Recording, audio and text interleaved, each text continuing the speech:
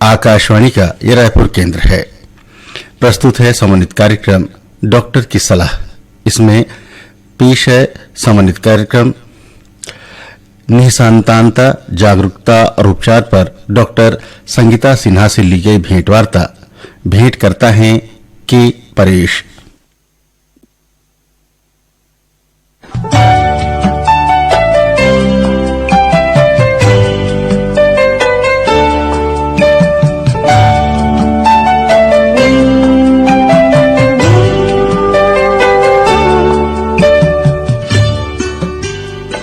श्रोताओं नमस्कार। डॉक्टर की सलाह कार्यक्रम में आपका स्वागत है।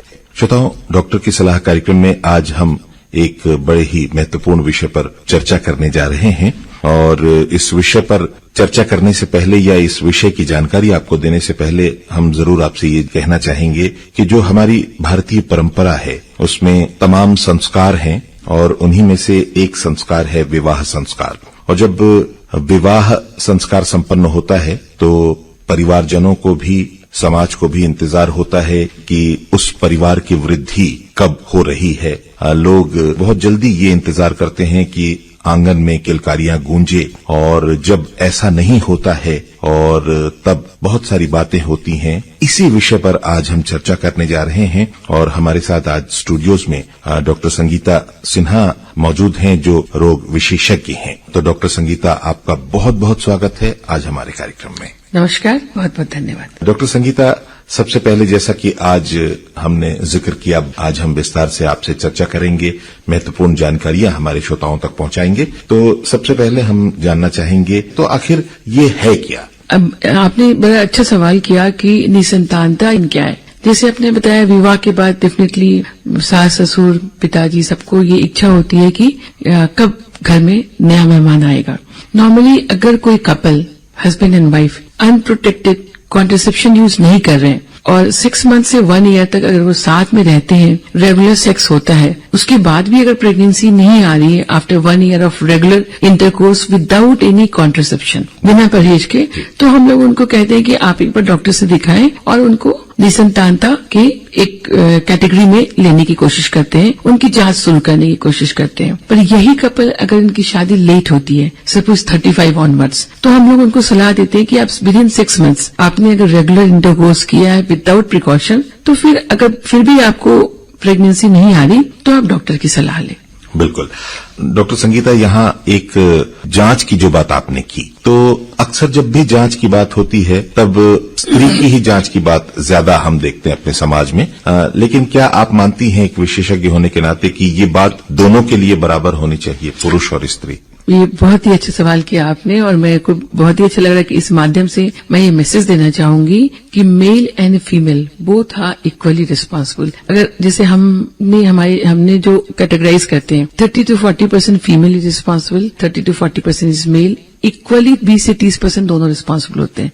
10% में या 15% में हमें ये पता नहीं चलता कि क्यों उनकी प्रेगनेंसी नहीं हो रही। इसीलिए हम लोग हमेशा मरीज को ये सजेस्ट करते हैं या कहते हैं कि आप अपने हस्बैंड के साथ आइए फॉर द ट्रीटमेंट। ये नहीं कि सिर्फ फ्रेंड के साथ या मदर इन लॉ के साथ। हमेशा उनको काउंसलिंग या जो भी चीजें होती है वो पति पत्नी दोनों के साथ में आए और इक्वली दोनों रिस्पॉन्सिबल है इसके लिए, ना कि महिला ना कि पुरुष। जी डॉक्टर संगीता, एक जमाना था जब एक लंबे समय तक जब संतान नहीं होती थी और निसंतानता की बात होती थी, एक विशेषज्ञ होने के नाते एक जोड़े को कब तक समझना चाहिए कि उनमें समस्या है और कब उपचार की तरफ जाना चाहिए?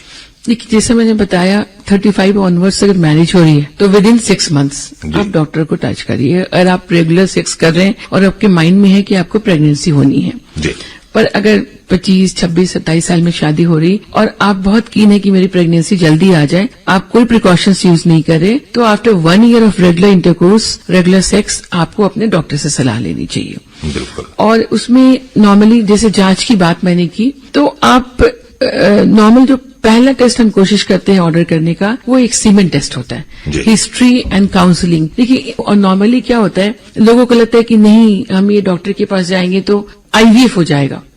मैं आपको बताऊं, मेरे पास अगर 100 मरीज आते हैं तो सिर्फ 20 मरीजों को आईवीएफ की जरूरत होती है, बाकी 80% they didn't need any high and treatment.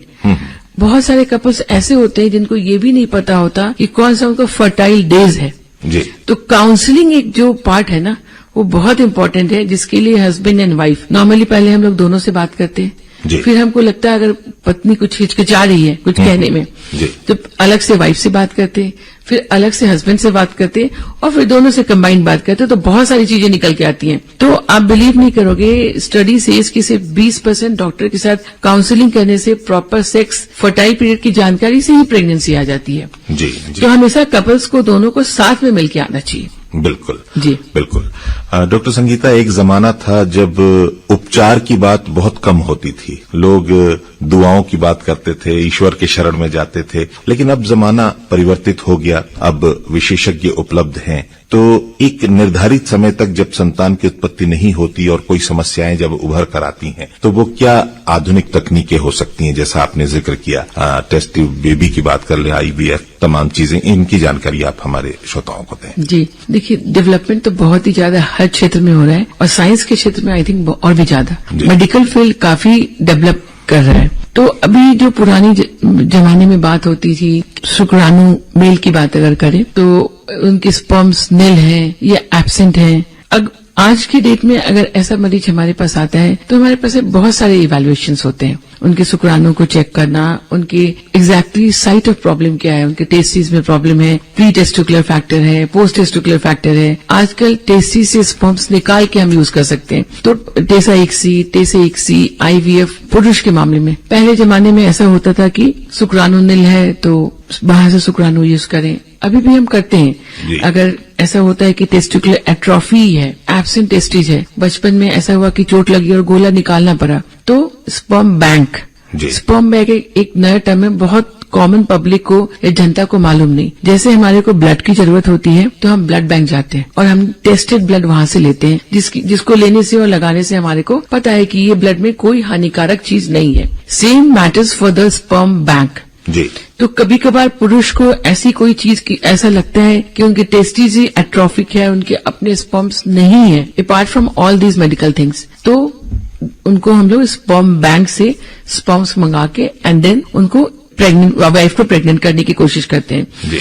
तो अभी थोड़ा सा ये चीज भी बताना चाहूंगी कि रेगुलेशंस भी बहुत सारी आ गई हैं। जैसे अभी हम जो ART रेगुलेशंस एक्ट आ गए हैं, तो उसके लिए sperm ART clinics, ART banks, जैसे ब्लड बैंक रिकॉग्नाइज्ड है, लिस्टेड है, वैसे ही ART बैंक्स की लिस्टिंग हो रही है। And we are giving message to the general population कि always procure sperms from the sperm bank, ताकि आपकी टेस्टेड और सही चीज आपके अंदर जाए।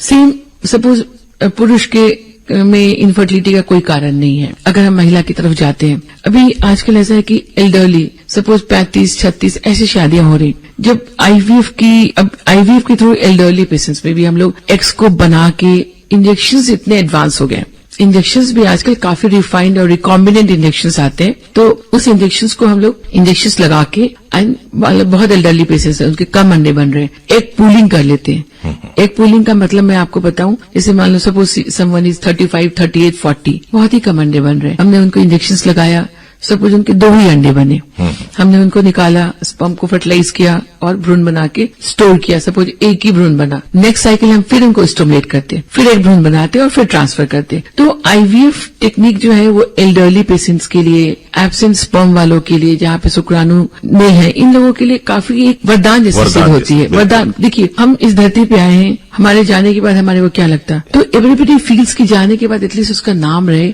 उसकी जीन्स यहाँ पे रहे। तो with these all latest technique, in most of the patients, I can't say in 100% of patients, but in most of the patients, we are able to make them pregnant with their own genetic material. बिल्कुल। ये एक important चीज होती है, जो कि उसके इंसान के मेरा बेटा या मेरी बेटी या मेरा वंश, बिल्कुल, ये चीज जो इंसान में है ना, वो उसको खुशी देती है और एक मरने के लास्ट डे तक। जैसे आप एक देखेंगे, मतलब मान लो कोई फादर है, उससे पूछेंगे सपोज के ओल्ड एज क्या चाहिए, बेटे को बुला देते, मिलना था। So they will not ask for any money, anything else, they just feel उनके बच्चे वहां पर हैं। तो ये इमोशंस हम लोग डे बाय डे इसको फील करते हैं। बिल्कुल। तो ये बड़ी एक गिफ्टेड देती सुख है देती है। और ये बहुत अहम चीज है। डॉक्टर संगीता, आपने बहुत रोचक और महत्वपूर्ण जानकारियां दी हैं निसंदेह, और भी इस विषय पर हम आगे बात करेंगे, लेकिन इसी बीच आपसे आपकी पसंद का कोई गीत सुनते चलें, क्योंकि काफी महत्वपूर्ण चर्चा हो रही है, थोड़ा सा मनोरंजन भी हो जाए तो श्रोताओं का। जी, तो एक गाना मैं बहुत कभी कभी प्रयास करती हूँ, वो एक अनिल कपूर ने फिल्माया हुआ है, जी। कुछ ना कहो कुछ भी ना कहो, ये सॉन्ग आप सुना देंगे। बिल्कुल, 1942 जी जी, 1942 लव स्टोरी। जी बिल्कुल। कुछ ना कहो कुछ भी ना कहो, कुछ ना कहो कुछ भी ना कहो, क्या कहना है क्या सुनना है, मुझको पता है तुमको पता है, समय का ये पल थम सा गया है, और इस पल में कोई नहीं है, बस एक मैं हूँ, बस एक तुम हो, कुछ ना कहो कुछ भी ना कहो।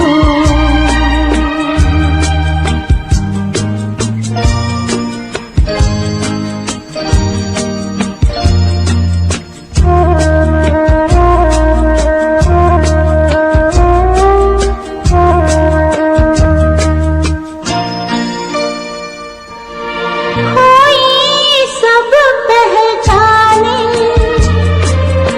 कोई सारे अपने, समय की छलनी से गिर गिर के, कोई सारे सपने, कोई सब पहचाने, कोई सारे अपने, समय की छलनी से गिर गिर के, कोई सारे सपने, और इस पल में कोई नहीं है, बस एक मैं हूँ, बस एक तुम हो, कुछ ना कहो कुछ भी ना कहो। श्रोताओं, आज हम बात कर रहे हैं डॉक्टर संगीता सिन्हा जी से डॉक्टर की सलाह कार्यक्रम में। डॉक्टर संगीता, आपने बहुत महत्वपूर्ण जानकारी दी आईवीएफ के बारे में। आईवीएफ कौन कर सकता है, इसके बारे में कोई दिशा निर्देश है? जी, अभी क्या है कि किसी भी चीज में we all are human beings है, मेरे को लगता है इंसान पे थोड़े रेगुलेशंस भी जरूरी है। बहुत सारी मशरूमिंग्स भी हो रही थी आईवीएफ क्लिनिक को, या कोई भी गायनेकोलॉजिस्ट, एक्चुअली इसके लिए स्पेसिफाइड डिग्री की नीड नहीं है, पर जो गायनेकोलॉजिस्ट, जैसे सपोज मैं 15, 16, 17 साल से आईवीएफ कर रही हूँ, तो कोई भी गायनेकोलॉजिस्ट जो कि सपोज अपकमिंग गायनेकोलॉजिस्ट, अगर वो मेरे अंडर में 3 इयर्स आईवीएफ की ट्रेनिंग लेते हैं, वो अपना सेंटर स्टार्ट कर सकते हैं। सो एक रिकॉग्नाइज्ड हॉस्पिटल में जो कि आईवीएफ का सेंटर है, वहाँ गायनिक की डिग्री वाले कोई भी डॉक्टर जिन्होंने 3 साल काम किया है और 50 इंडिपेंडेंट केसेस किए हैं जी, वो आईवीएफ की इंडिपेंडेंटली स्टार्ट कर सकते हैं। बिल्कुल। वैसे ही बहुत सारी चीजों के लिए मानक है, इम्ब्रायोलॉजिस्ट के लिए, एंड्रोलॉजिस्ट के लिए, तो ये गवर्नमेंट ने एक पूरा कंप्लीट रूल बनाया है। लेवल 1 क्लिनिक के लिए अलग, लेवल 2 के लिए जी, एआरटी बैंक को अलग डिफाइन किया है और सरोगेसी क्लिनिक को अलग डिफाइन किया है। जो आपने जिक्र किया सरोगेसी और टेस्ट ट्यूब बेबी, जी, इसके बारे में श्रोताओं जी, को बताएं। वो बहुत बार कंफ्यूजिंग होते हैं टर्म्स। हम लोग एक अम्ब्रेला के अंदर बोल देते हैं टेस्ट ट्यूब बेबी करना है, जी, मरीज कंफ्यूज है ना, जनरल पब्लिक भी कंफ्यूज होता है। टेस्ट ट्यूब बेबी भी बहुत सारे टर्म्स होते हैं, जैसे एक होता है आईवीएफ, सपोज जैसे मैं बहुत क्विकली एक थोड़ा डिस्क्रिप्शन बताऊंगी। जैसे फीमेल्स में एक बच्चेदानी होती है, एक अंडेदानी होती है और एक नली होती है। तो सपोज किसी फीमेल्स की बच्चेदानी बिल्कुल ठीक है, अंडेदानी भी काम करी, सपोज वो 26 साल की या 28 साल की महिला है, पर उसकी नली किसी कारण से बंद हो गई। सपोज बचपन में कोई ट्यूबरक्लोसिस या कोई इन्फेक्शन हो गया, तो अब ये अंडे क्रॉस नहीं कर पा रहे, तो इनको आईवीएफ की जरूरत है। क्या करना है, क्यों? अंडे को निकालना है और हस्बैंड के शुक्राणु के साथ उनको डिस्क में छोड़ देते हैं, वो अपने आप फर्टिलाइज होते हैं और वापस उसको बच्चेदानी में डाल देते हैं। ये आईवीएफ का रीजन क्या था? क्योंकि उनकी नली बंद थी। वैसे ही एक दूसरा कपल सपोज आया, महिला की उम्र 26 साल 28 साल ऐसे है, पर पुरुष की शुक्राणु कमजोर है, नॉर्मली 15 मिलियन से ऊपर होने चाहिए, ये 5 मिलियन 7 मिलियन है। तो ये शुक्राणु अंडाणु को फर्टिलाइज नहीं कर पा रहे, तो भ्रूण नहीं बन पा रहा। इन केसेस में क्या करना है, अंडाणु और शुक्राणु की मीटिंग करानी है। वो उनको हम लोग एक अंडाणु और एक शुक्राणु उनको फर्टिलाइज करते हैं विद एक बड़ी माइक्रोस्कोपिक मशीन में। इसको हम लोग क्या बोलते हैं, ICSI, intracytoplasmic sperm injection. Suppose वो तीसरी महिला है जिसकी एक प्रेगनेंसी हुई और बहुत ज्यादा ब्लीडिंग हुई, तो डॉक्टर ने उसकी बच्चेदानी निकालनी पड़ी और महिला की लाइफ सेव करनी। या कुछ ऐसी महिलाएं होती हैं जिनकी बच्चेदानी में विकार होता है या एब्सेंट यूट्रस भी होता है। अब उसके पास अंडे भी हैं, शादी भी हो गई है, लेकिन यूट्रस नहीं है, तो ऐसी महिलाओं के अंडे निकालते हैं, पुरुष का स्पर्म लेते हैं और इनको फिर सरोगेसी की जरूरत होती है। एक तीसरी महिला जिनके पास हेल्दी यूट्रस हो, वो अपने यूट्रस को इनको 9 मंथ्स पर हम लोग एक लेमैन में एक आईवीएफ अम्ब्रेला के अंदर इसको डाल देते हैं। जी बिल्कुल, बहुत टेस्ट ट्यूब अम्ब्रेला के अंदर। जी आपने दोनों चीजों को बहुत बेहतर ढंग से समझाया। डॉक्टर संगीता, अगर कोई जोड़ा बच्चे के जन्म में देरी की योजना बना रहे हैं, देर से उन्हें बच्चा हो, तो इसके लिए कोई विकल्प है? ये बहुत ही, ये मैसेज मैं डेफिनेटली आपके माध्यम से, आकाशवाणी के माध्यम से समाज में देना चाहती हूँ। मैरिज लेट है, अभी मैं मैनेजर बन जाऊंगी, फिर सीईओ बन जाऊंगी, तब मैं बच्चे पैदा करूंगी। तो इस केस में नॉर्मली मेल्स का क्या है, 45 plus sperms are very good, पर फीमेल्स की 35 के बाद एग्स की गुणवत्ता घटती जाती। तो अगर वो प्लान करना चाहते हैं लेट, या दूसरे बच्चे के लिए कंफ्यूज हैं, या उनको शादी के लिए एक्चुअल अच्छा पार्टनर ही नहीं मिल रहा, इन सब केसेस में एग फ्रीजिंग, सोशल फ्रीजिंग हम लोग इसको बोलते हैं, वो अपने एग्स को निकलवा के फ्रीज कर सकते हैं। फ्रीजिंग का मतलब there is a gas called liquid nitrogen, -165 degree centigrade. ये सारे जो गैमेट्स मतलब अंडे या शुक्राणु, दोनों को हम फ्रीज कर सकते हैं, और जब तक हमने उसको उसके अंदर रखा है, चाहे 2 साल हो, 5 साल हो, 4 साल हो, they will be freeze at that age only.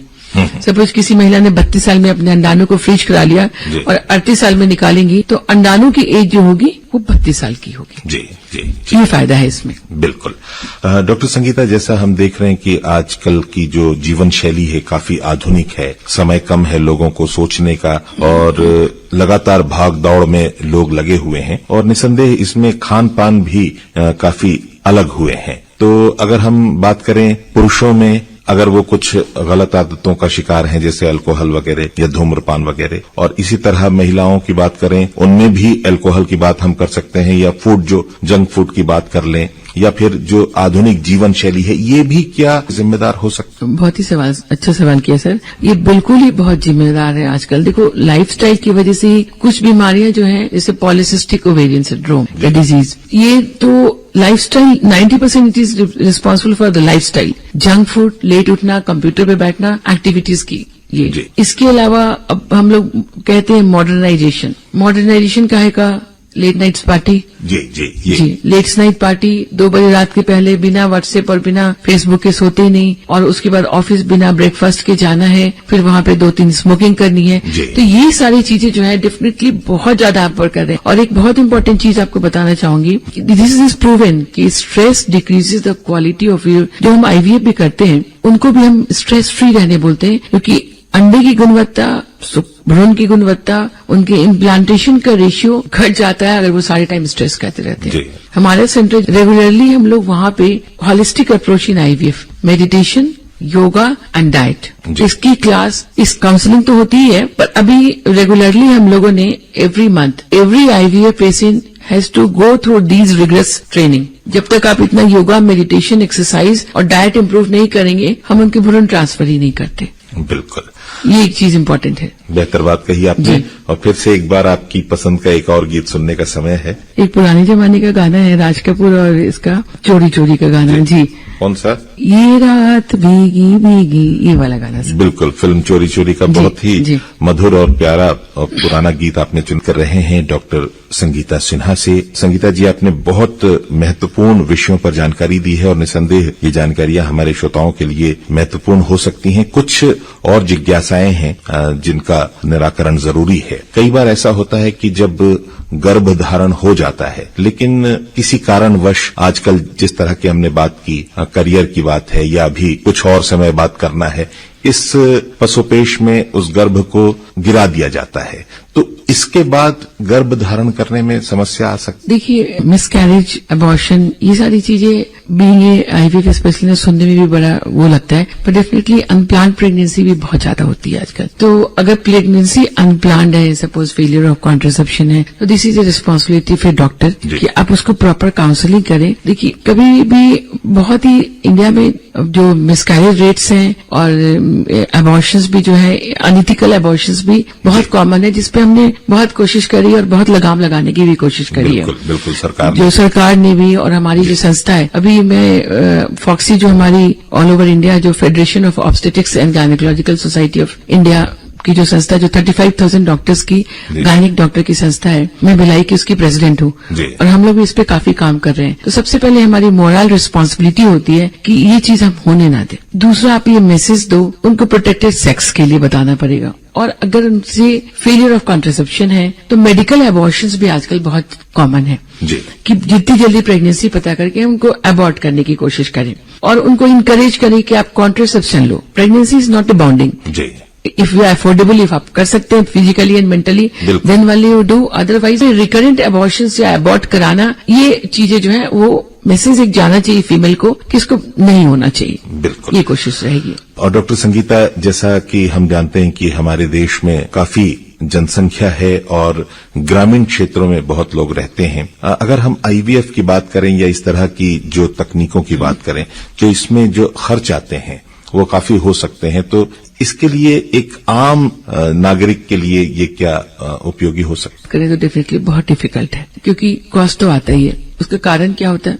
मशीनें, दवाइयां, मीडिया, गैसेस। लेकिन मैं बताऊं, जब मैंने आईवीएफ का जो स्टार्ट किया था आईवीएफ करना, मेरी ट्रेनिंग वॉरविक यूनिवर्सिटी लंदन से, वहां से मैंने post graduate award in ART assisted reproductive technique, वो बात होगी 2009 की। और उसके बाद मैंने स्टार्ट किया अपनी जर्नी और फिर मेरा सृजन आया। तो तब से अब तक मैं देखूं तो मेरे को अभी लगता है कि अभी चीजों की मतलब उस समय और अभी में कुछ खास फर्क नहीं है रेट्स में। उसका कारण ये नहीं कि इन्फ्लेशन नहीं हुआ है, उसका कारण चीजें की एसेसिबिलिटी बढ़ गई है।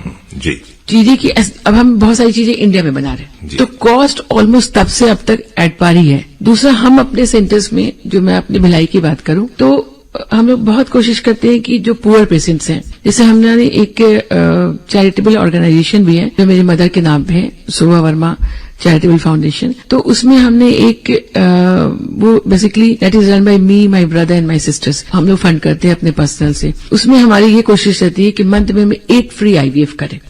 उसमें जो कोई भी ऐसा कपल जिनकी अर्निंग जो है दैट इज लेस देन 10,000, दोनों हस्बैंड वाइफ मिला के उनका एक फ्री आईवीएफ की कोशिश करते हैं। इसके अलावा बीच बीच में हम लोग कुछ कैंप्स करते रहते हैं, तो उसमें भी हम लोग कुछ डिस्काउंट करने की कोशिश करते हैं। पर फिर भी आप बात करोगे तो पहले से अब तक में बहुत ज्यादा इन्फ्लेशन नहीं हुआ है। लेकिन इस क्षेत्र में क्या कुछ समाज सेवी संस्थाएं अपना योगदान दे सकती हैं और सरकार इसके लिए कुछ कर सकती है? देखिए, सरकार का है कि लिमिटेशंस है हर चीज की। जी, अब जैसे मैंने आपको बताया, हम लोग बहुत वाइडली पॉपुलेटेड कंट्री है, तो गवर्नमेंट को भी, मेरे को ऐसा लगता है, मतलब आई नॉट कि उनको भी किसी चीज को इम्प्लीमेंट करने में, अभी आप देखो एआरटी पहले क्लिनिक्स इतनी ज्यादा नहीं थी तो गवर्नमेंट भी, लेकिन बहुत सारे सरोगेसीज के या ऐसे कुछ इश्यू आ गए तो government has to cap, because rules तो के हिसाब से ही चलने चाहिए। लेकिन मैं आपको ऐसे एक चीज, एक नॉर्मल एग्जाम्पल या चीज बताना चाहती हूँ। देखिए, हम लोग इच्छा शक्ति रहती है, अब सपोज अब देखेंगे कैंसर रेट्स भी कितना बढ़ रहा, हार्ट अटैक्स के रेट कितने बढ़ गए, डायबिटीज एंड उसके रिलेटेड कॉम्प्लिकेशंस कितने बढ़ गए। बिल्कुल।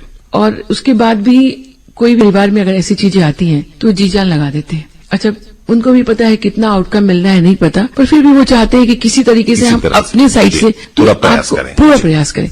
मैं ये बताना चाह रही, ये आईवीएफ वाली यंग लड़कियां होती हैं, ये जो है, तो अगर उनको आप मोटिवेशन और फैमिली सपोर्ट करें, क्योंकि इनके लिए बहुत लंबी जिंदगी बची है। They are 30-35, so long way to go. Cancer 60-65, ठीक है, मैं नहीं बोल रही कि उनकी लाइफ इंपॉर्टेंट नहीं है, पर ये चीज जो है, सो अगर पूरी फैमिली सपोर्ट करे, डॉक्टर भी सपोर्ट करे, रेट टू रेट में कि अस्पताल भी चल रहा है और वो भी चल रहे हैं, तो हम लोग इनको सपोर्ट कर सकते हैं। मेडिकल की बात के लिए मैं एक चीज और मैसेज देना चाहती हूँ, that is the important one, medical freezing.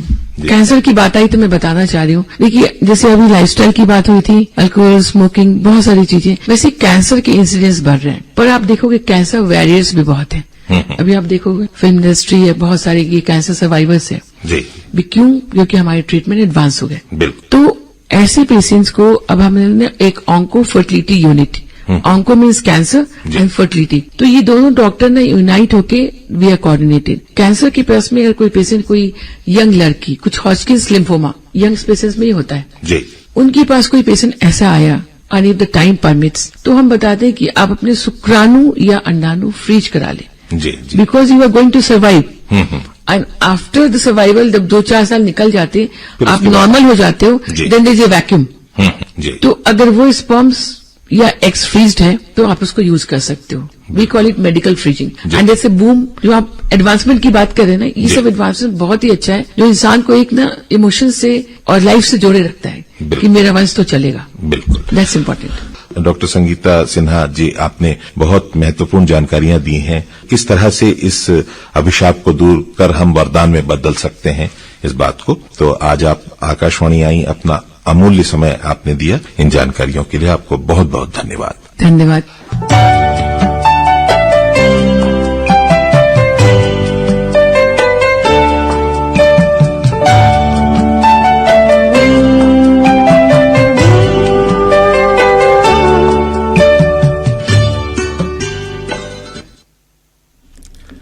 समन्वित कार्यक्रम डॉक्टर की सलाह में निसंतानता, जागरूकता और उपचार पर डॉक्टर संगीता सिन्हा से ली गई भेंटवार्ता अभी आप सुन रहे थे।